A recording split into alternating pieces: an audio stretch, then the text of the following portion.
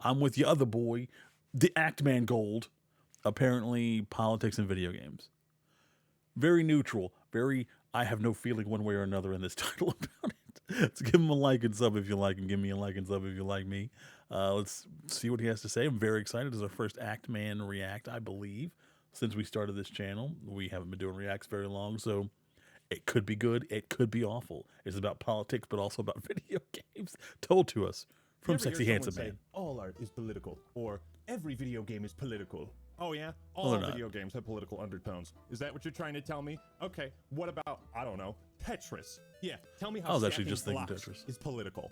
Well, did you know that the creator of Tetris didn't actually earn a single cent until a decade after its release? Or should I say, he didn't make a single ruble, because Alexei Pajitnov hailed from Russia, and Tetris was created under communism of the Soviet Union. That's right, in Soviet Russia, you don't make money from game. Soviet Russia make money from you. So in 1985, Microsoft, Not exactly how Atari, that joke and goes. Nintendo were all embroiled in a legal battle to acquire the rights to publish Tetris outside of the Soviet Union. 3 years later, what would become a timeless masterpiece and the best-selling video game of all time would come to the West. So, wait, The West. is Tetris a political game? I mean, I'm confused. My brain hurts. What the fuck is this doing here? Huh? I mean, help me out here. Is Tetris political? The question, is this a political game, doesn't actually mean anything, because it's what does the word political mean to you? Well, everyone's answer is going to be different. But if we want to be boring, the definition of politics is the activities associated with the governance of a country or other area. But in the realm of gaming, yeah. it feels like we hear a lot of keep politics out of video games. Stop politicizing video games. Hey, who made those videos? In the realm of gaming, political could be a story that revolves around politics. New Vegas. It's our New Vegas baby boy. Aww.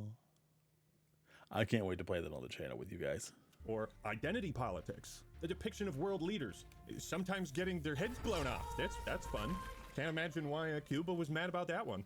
Politics in video games could be Cuba. any number of things. Political parties that are represented in game, or fictional governments that might bear a resemblance to something in the real world. Politics could even apply to our favorite friend over here. Yes, Mr. Lootbox. Do you think if I open enough of these, I'll unlock some government regulations that... No, they'll just pay the government so that they won't regulate them anymore. Simple. Simple. No. prevent promoting gambling to children? Only time will tell. And this topic can cover everything from culture wars past and present. How...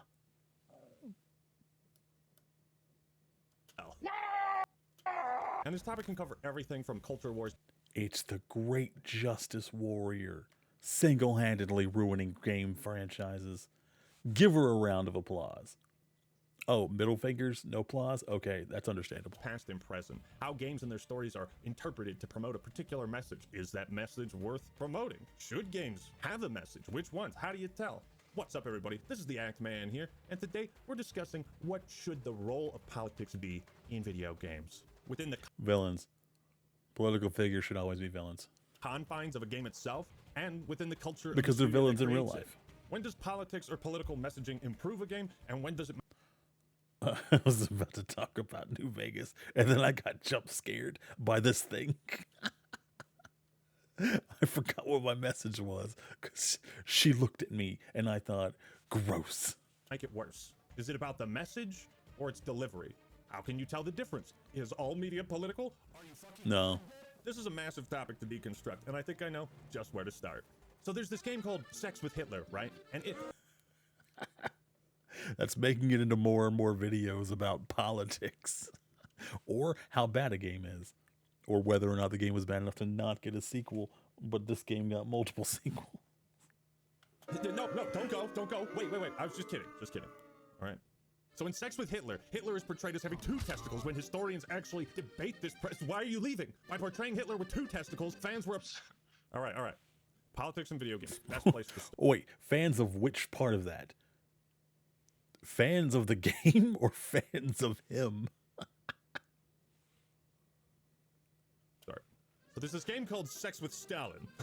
In the past, on this channel, we've covered how games have been politicized and criticized by various viewpoints and groups. They're too violent. He was trained to kill with Call of Duty and other video games. Shut your bitch ass up! Hey, don't you dare play that Resident Evil 5, you racist. There is only one acceptable response to a white man A white man what? Oh, white man what?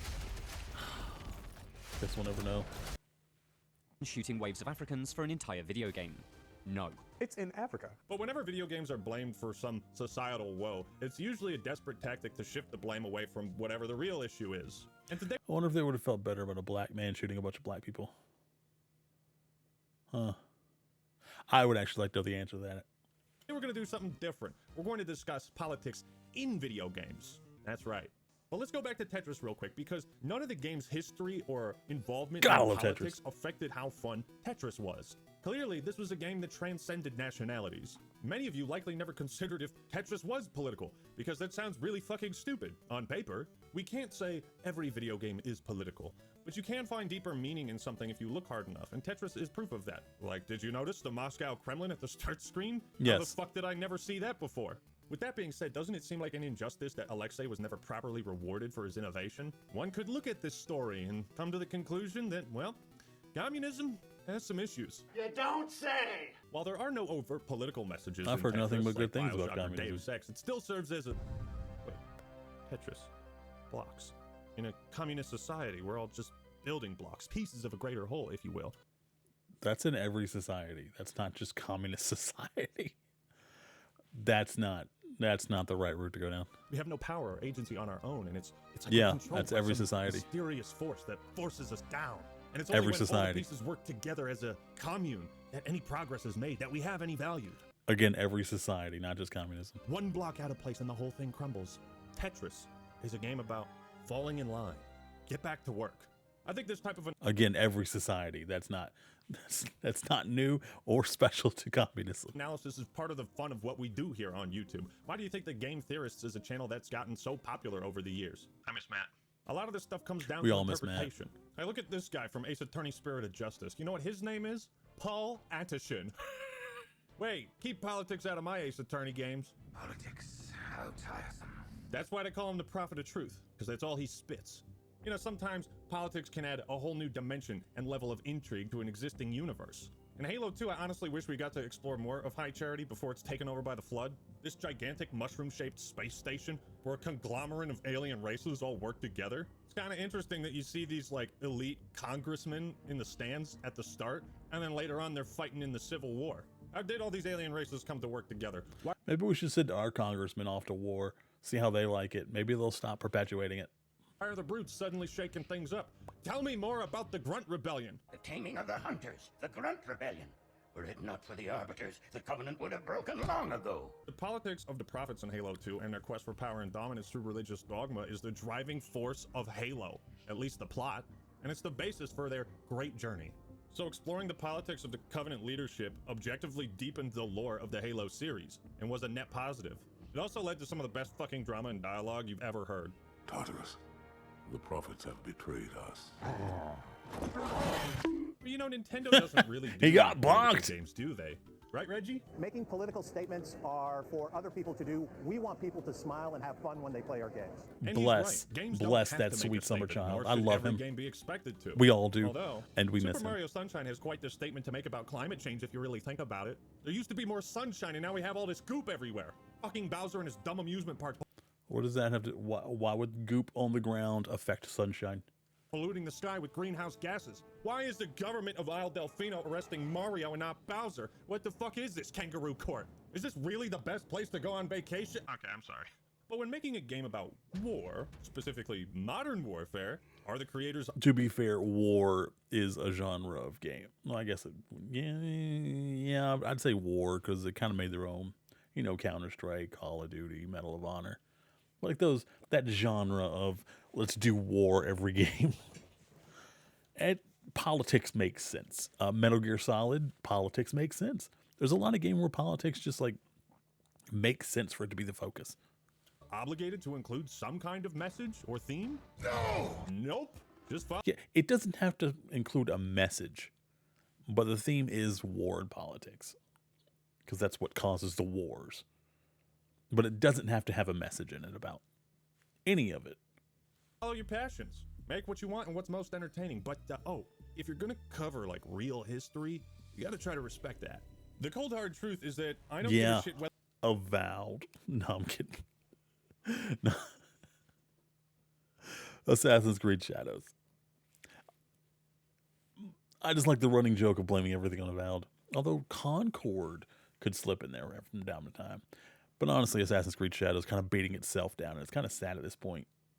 And if your opponent is handicapped, is it really a victory? Whether or not a game has something to say, as long as that is part of the entertainment. If it detracts from that and I'm being lectured, then I tune out.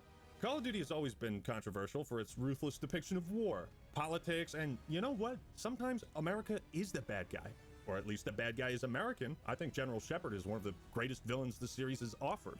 But while Modern Warfare 2 got loads of flack for some reason, I can't remember why, the Modern Warfare reboot of 2019... Oh god, what was the name of that mission? I've never played a Call of Duty game, but I've heard so much about that mission. It's like No Russian, right? I've heard so much about the No Russian mission because they will never have the balls to do something like that again.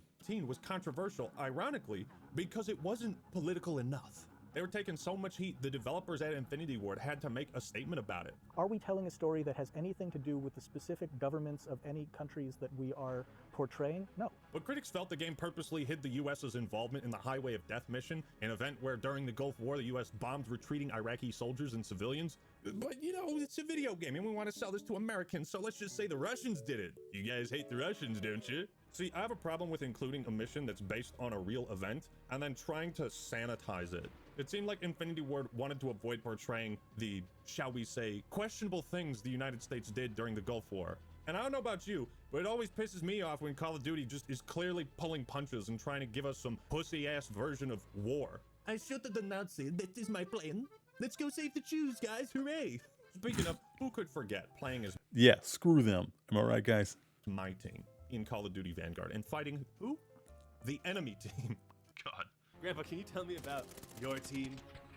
How you fought for your team in World War II? Yes, my team. Look at my glorious team. No real-world military factions here, people. It's just too offensive. All right. Would you like to open some loot boxes on the beaches of Normandy like your forefathers? As a serious...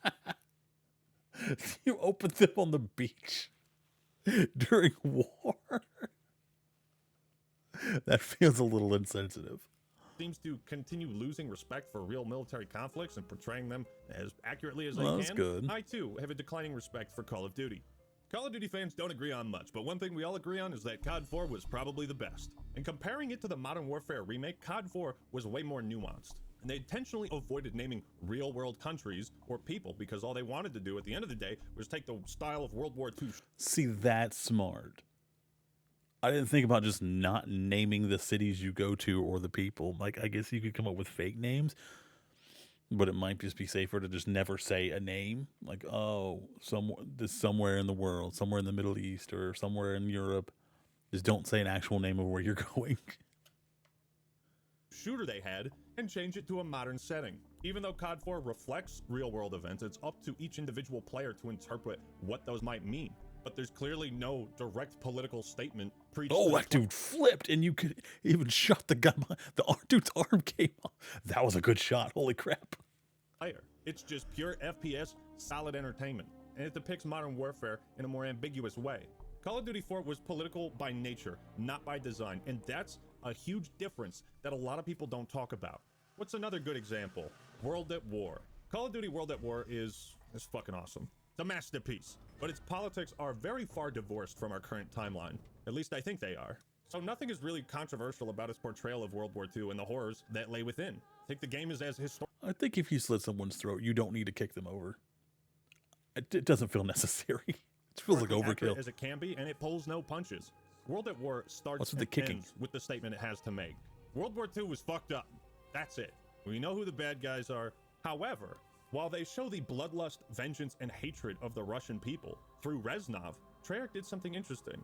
They added a character that showed a side of mercy, portraying World War II with more moral complexity than many other World War II games. Chernov! I'm not hearing gunshots! There is no point, Sergeant. They are already bleeding to death.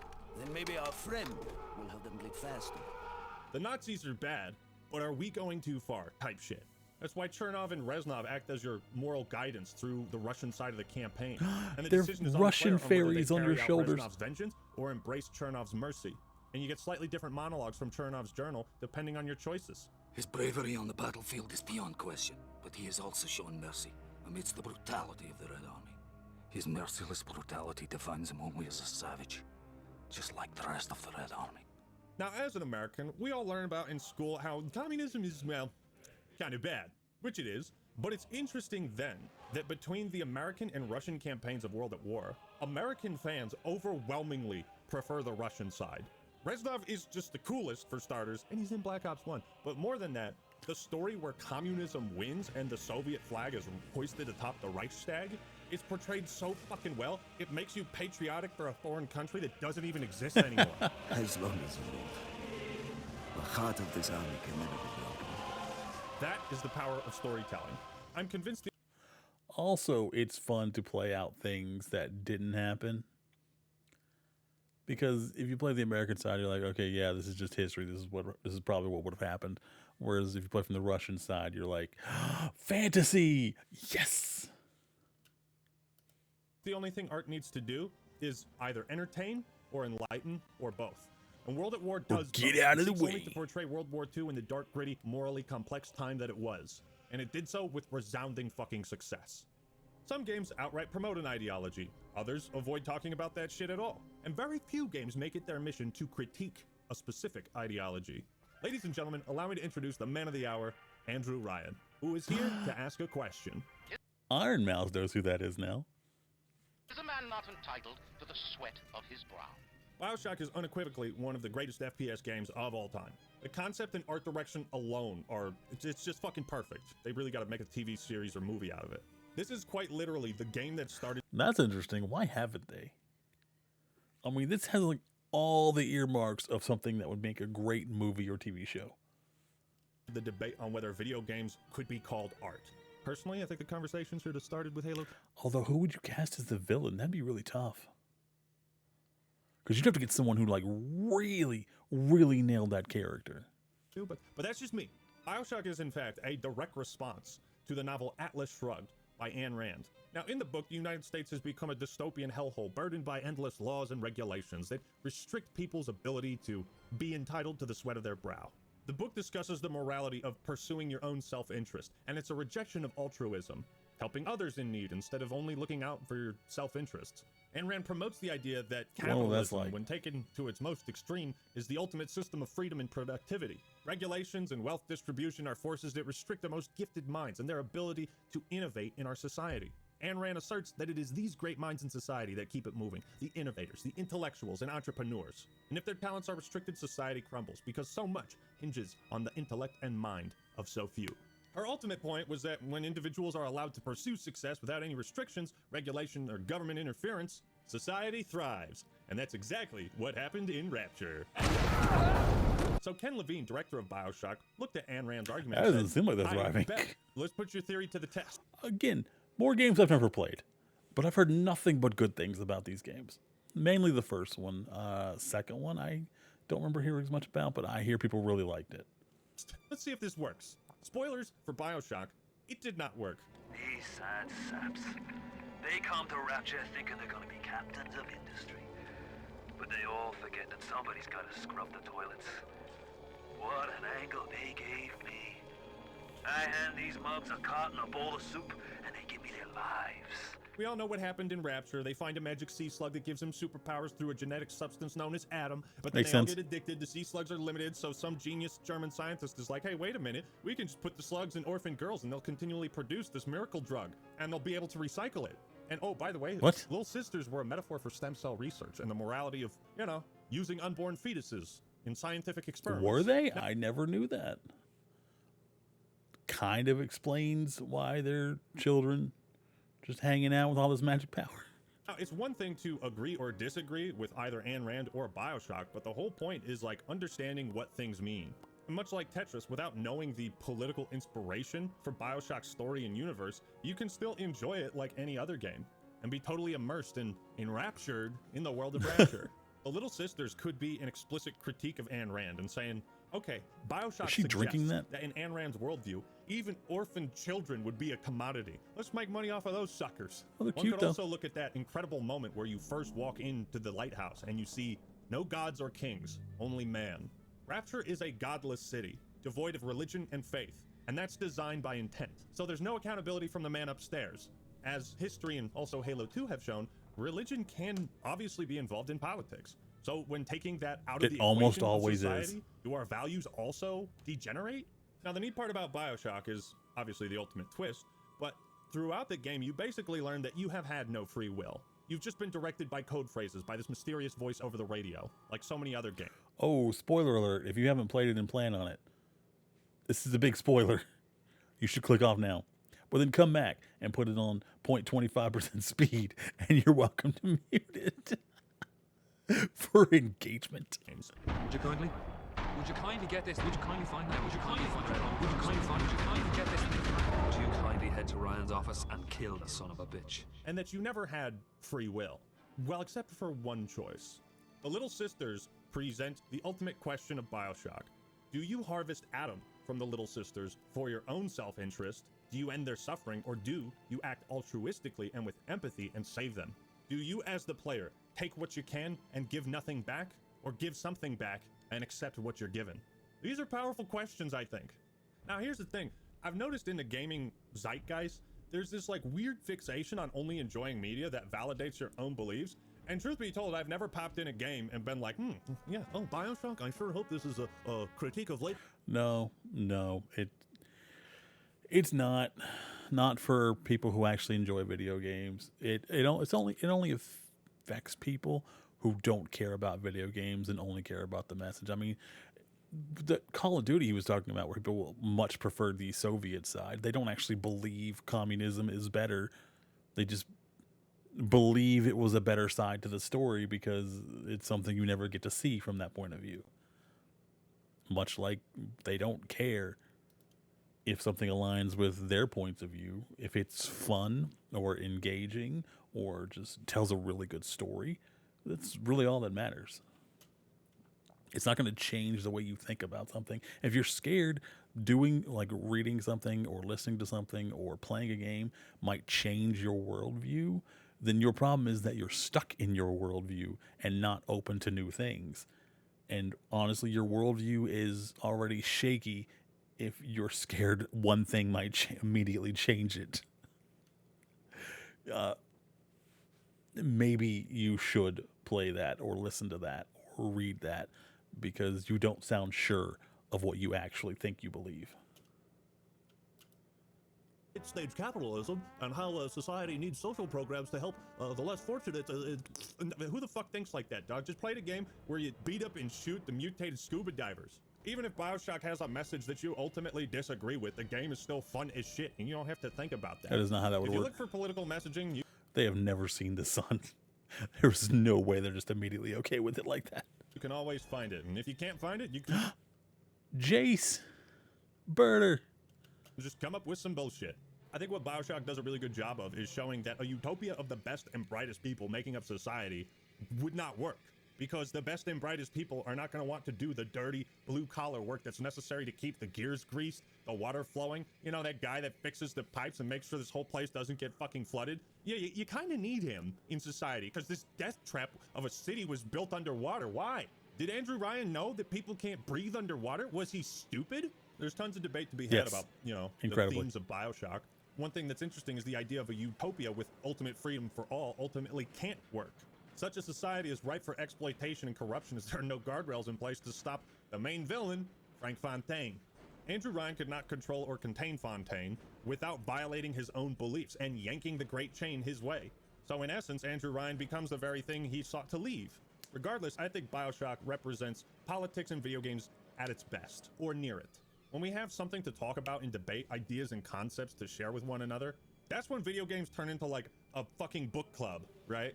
BioShock 1 has one of the greatest video game stories of all time, and none of it would have been possible without I should play it at some point. Inspiration from the real world. It posed an interesting question of morality to He the big. player. He a big and then boy. you had BioShock Infinite, which offered such thrilling and complex choices as be racist or not. But now let's take a look at an example. Okay, I might have heard that it was a fun game. I don't remember anyone saying it was a really good story. And for what I remember, you have to kill yourself in that game? Like, you have to, like, off your future self to stop, or you have to stop your future self and then also you need to die to prevent yourself from becoming that future self, even though I feel like you could just not do that. Or they could have just deleted you without you having to go through the entire game, and that would have prevented you from doing it. Example, where politics A lot of detracts loopholes from the experience, pulls people out of it. Dragon Age the Veilguard. If you come across as preaching your political agenda, you're going to alienate everybody who doesn't agree with you. Preach. About as true a statement as one could possibly say. But it's the explanation for why BioShock gets away with being explicitly political and Dragon Age the Veilguard doesn't. It's because there is no deeper meaning to analyze behind Veilguard. The characters just... I can't believe they did it to our girl, Morgan. Oh my God. Can you believe that? That alone is worth not playing this game. You see what they did to Morgan? Analyze behind Veilguard. The characters just straight up tell you the point they want you to take away from everything. You see, the novel... It's because the writers weren't good. They don't understand subtlety because they aren't subtle people. And they don't know how to be. Everything is in your face and extreme. Otherwise, they think you might not understand how they feel. And they need you to understand how they feel at all times. Atlas Shrugged and the whole time period of BioShock takes place in the far distant past. But a fictional version, a believable version. So when you're trying to breach the idea of covering identity politics in a medieval fantasy game, really takes you out of the fantasy game, because that's not anybody's fantasy, at least not anybody who would actually play the game. You have to hide that a bit. Recently, EA CEO Andrew Wilson, Mr. Is This Good for the Player, came out and said that Veilguard, quote, failed to resonate with a broad audience. Oh, shocker! It's almost like everyone told them that. Why do they always fucking say that? Like, can we stop? I always feel like the implication behind broad audience is we don't have enough money. We're not making enough money. But Andrew Wilson believed that Veilguard failed because it didn't have live service features. That face is gross Everyone looking. knows Why would they BioWare animate and it live like that? service go hand in hand like peanut butter and jelly.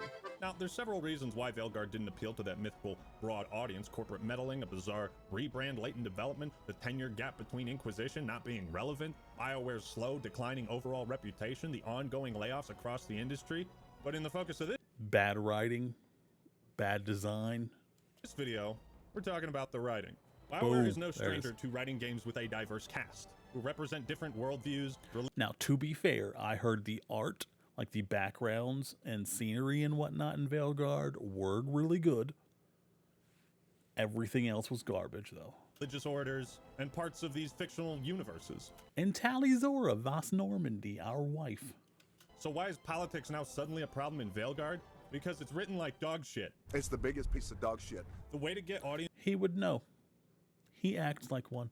to think about complex social issues is not to just beat them over the head with the point. Like, they have a fucking coming out part where Tosh just straight up says, I'm non-binary. You'd think being part of some fictional fantastical race known as the Kunari who speak a different language that they would have some kind of different foreign term for that, but no, just straight up non-binary. Oh, that's what they're going for. That's what they're doing. It's clear what the goal of the writers are, and there's nothing for us to interpret about it. It's so ham-fisted, right? And in Dragon Age Origins, you can kill every single one of your companions. Every single one. You hate one of them, tell them to fuck off. But in Veilguard, party members are like unanimous in agreement that, well, hey, guys, don't be transphobic. Being Well, it's nice they can all agree on political things.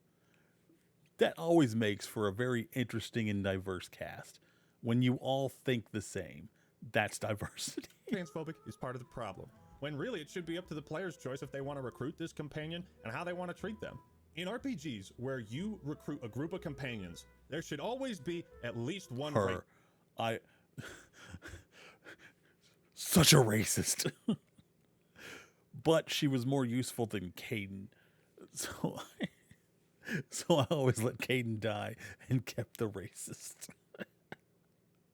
Because at least she had personality. racist. Give me some fucking drama. People in the real world have racial tensions, and therefore why would the same not apply to a fictional fantasy realm? Because discrimination might make people uncomfortable, even though it's realistic.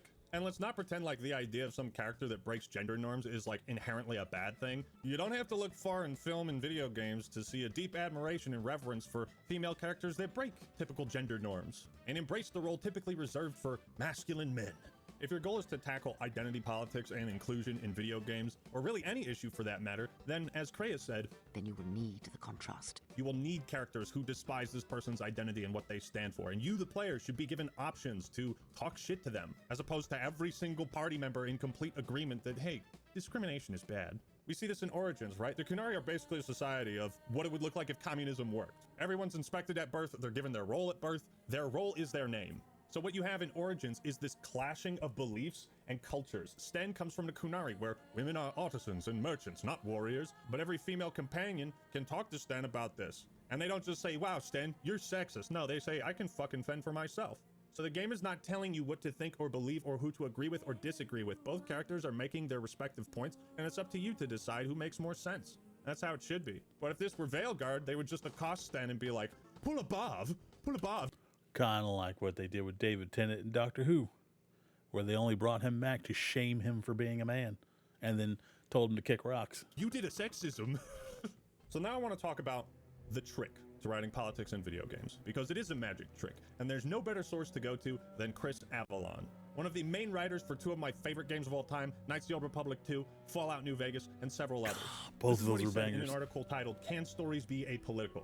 He says, quote, they may become political as societal norms change, but I believe it's possible to do apolitical games. I also don't condemn developers who want to do political games or make a statement. I think a game is served better by asking a question, provide a range of perspectives on the question, but then leaving the answer to the player. I try to frame any politics in the parameters of the world, the lore, and the franchise. This is what Veilguard does not do.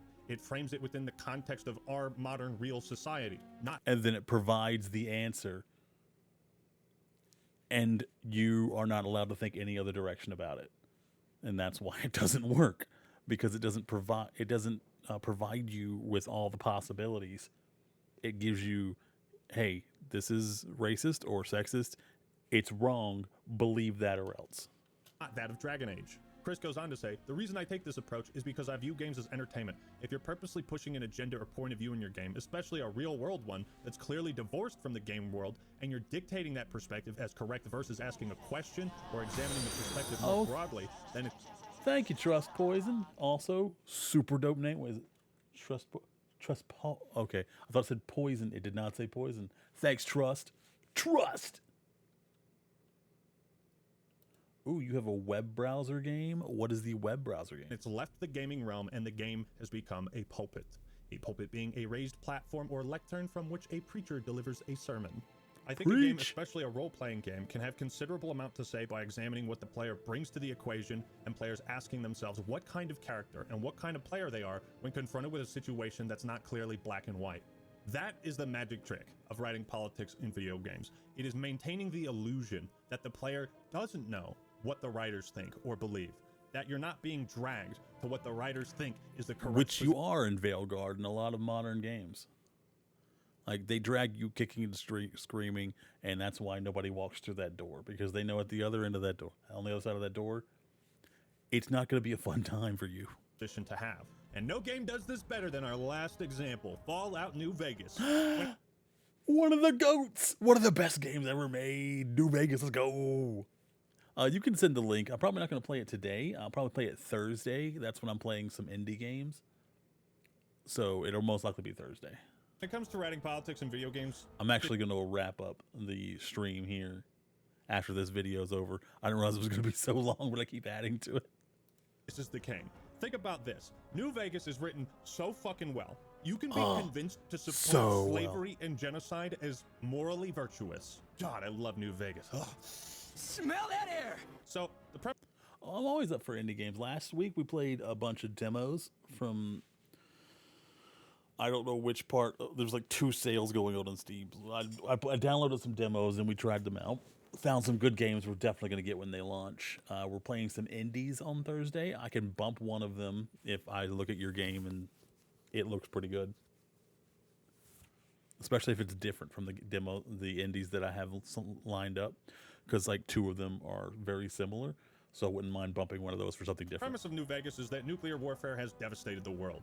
But Las Vegas God, it's a great opening. Is one of the major strongholds that represents a society that has lived above anarchy. Problem is, multiple factions seek power, leadership, and rule of the game's central hub, the New Vegas Strip. The main quest of the protagonist, the courier, you, revolves around which political regime you decide to help And the great part about all these factions is that they're both wrong and right at the same time. All of them are. All of them are wrong and right at the same time. And the game doesn't tell you which one's right. You pick the ending based on which one you think it would be the best choice.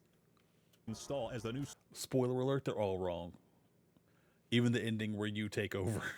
It's technically you just either killing everyone or getting everyone to fall in line with you, and it's fantastic. Superpower of Vegas. And it's up to the various NPCs and leaders to convince each individual player that, NCR is the best choice. No, Caesar's Legion will be the strongest, but Mr. House is already familiar. Fuck it, let's choose anarchy. That's why this game works so well. Because, obviously slavery is bad. I just hate slavery so much. If I could go back in time and undo slavery, I would. However, the issue of a nation and world devastated by nuclear fallout. He is such a good comedic actor. It is ridiculous. He should not be that handsome and talented at everything. Presents an unprecedented series of circumstances. The world is in chaos right now. Society has essentially had a factory reset. So in order to fight the growing anarchy and chaos, fear must be spread throughout the wasteland. And that is what Caesar and his legion do. That is what they epitomize. The ends justify the means. Let's look to the longest lasting civilization of human history and replicate their beliefs and their style of government. I used Imperial Rome as the model. They can't even get the name right. Because it was so foreign, so alien. In Rome, I found a template for a society equal to the challenges of the post-apocalyptic world. A society that could and would survive. In pretty much any other fictional universe, the Legion would be seen as the obvious villains. But in Fallout, the world we knew it is gone. The rules have changed. What pillar of strength does humanity fall back on? The kings. So much the kings are has the been only lost right and faction. Destroyed. So reverting back to the beliefs and governance of the longest lasting civilization in human history, it's not a moral decision, it's a pragmatic one. Unite the people through force and fear, abolish the anarchy and chaos, and then we can worry about human rights, maybe. Until now, every tribe I've conquered has been so backwards and stunted, enslavement has been a gift bestowed upon them. My conquest of the Mojave will be... To be fair, there was a lot of people in the wasteland where slavery is really the only option for them. They cannot be allowed to go free, and I don't think there are any prisons big enough to hold how many terrible people there are. So frankly, slavery seems like the best option for all the bandits and crazy people. Also the cons, drug peddlers, they're just making it worse. They're making everything worse. Be a glorious triumph, marking the transition of the Legion from a basically nomadic tribe to a genuine empire. Throughout the game, you'll meet NPCs who give their reasoning for why you should support one faction over the other, and vice versa. By going with Mr. House, you're sticking with the status quo. A man who has the most experience governing this area in this time, but you're also embracing a man who's unwilling to change his mind. In ancient old... Well, to be fair, that's kind of worked for a long time. That's why everybody wants to get into the New Vegas Strip. That's why it has power. That's why it's well defended. He knows what he's doing, and in the apocalypse, I imagine being a little wishy-washy or like doubting yourself at all is not a good thing. If you already have something that works better than everything else out there, so much that everyone wants to take it from you, you're probably on the right path, and you don't want to divert from that too much. Withering tycoon far removed from the daily struggles of the everyday common man. Is this guy really the best choice? He sits locked in his palace and preaches about getting humanity back on the right track, but is he only doing... In all fairness, he's locked in his palace because he can't leave. He literally cannot leave. There's nothing else he can do. On that for his own self-interest? Is he shrugging Atlas? Choosing Mr. House is the choice of an autocrat, the worst kind, one who can live forever with the power of technology that he hoards for himself and defend any attack on his body with robots. Big Brother is always Mr. House is always watching. That being said, he knows New Vegas better than anyone, and his robot army is certainly capable of establishing peace and order through threat of force. Lastly, the NCR is the I have hope and faith in democracy choice. A noble, relatable goal on the surface, but as time passes, you start to see all of the inefficiencies of the NCR. Oh, it is not How quickly good. They're also willing to annihilate opposing... They're trigger happy, but also bumbling buffoons. They can't be trusted to do anything. I don't know if you know, what's his name, Mr. Fantastic? Go do his quest and then tell me the NCR knows what they're doing. Factions without a second thought. Wait, what? You want me to kill the entire Brotherhood of Steel? By choosing the NCR, are you choosing something that is in the process of failing? Are you just Foolishly Yes. clinging on to hope that the ways of the old world can work out here in the wasteland? All questions for you to figure out. But New Vegas is the premier example of politics done right in video games, especially in RPGs, because we can freely discuss and debate the morality of our choices within the context of the game. I think it's important, especially for RPGs, and it would have made Veilguard better if the game lets you be a piece of shit. And that's fun. Shut up, bitch. Stop preaching morality to me. I'm role-playing as a dickhead. Each faction in New Vegas struggles in different ways that match the flaws of their ideology, and it really comes down to what each individual player responds and is receptive to. Do you trust in the status quo? Have faith that democracy will work? Or say fuck all that noise? Like any form of media, politics are an integral part of video games. But nobody wants politics to be an integral part of every video game. You can find deeper meaning if you look for it, but thank you, Nintendo, for letting me wash goop off the walls without preaching to me about the negative effects of climate change. Wash that Thank you, goop. Fallout New It Vegas, gooped. for letting me roleplay as a terrible person without feeling like one in the real world. Politics in video games is not a matter of making a statement, but rather, as Andrew Ryan put it, asking a question. So, is all art political? No. Art is what you make of it. Art is not what you see, it's what you make others see. Thank you all for watching. Hope you enjoyed the video. Leave a like if you That's did. a Don't good forget point. to subscribe to the Actman for more awesome content. Thanks to all my supporters on Patreon. I love you so Oh, much. yeah. If you want to support We the knew we channel, were gonna like that's a this. great way to We do already it. liked We it. covered a lot of territory in this video, so let me know your thoughts and opinions in the comments below. All right, everyone, that's all I got for today. This is the Actman signing out. Peace. Peace out, Ookman. Tax Act is designed to help you get your...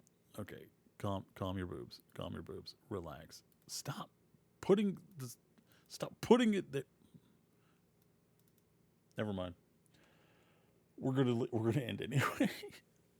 All right, leave a comment down below on my video or his video, as long as one of us gets engagement. What is your favorite game that has to deal with politics, and how did they handle it? If it's New Vegas, I completely understand. I've never played BioShock or Knights of the Old Republic, but they both look fantastic, and I've seen enough people talk about them that there's really not a ton of surprises left. I've never seen anybody play through BioShock, or Knights of the Old Republic, so I don't know like the intricacies or details of everything that happens.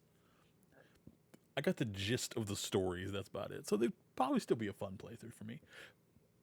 Everyone have a great one.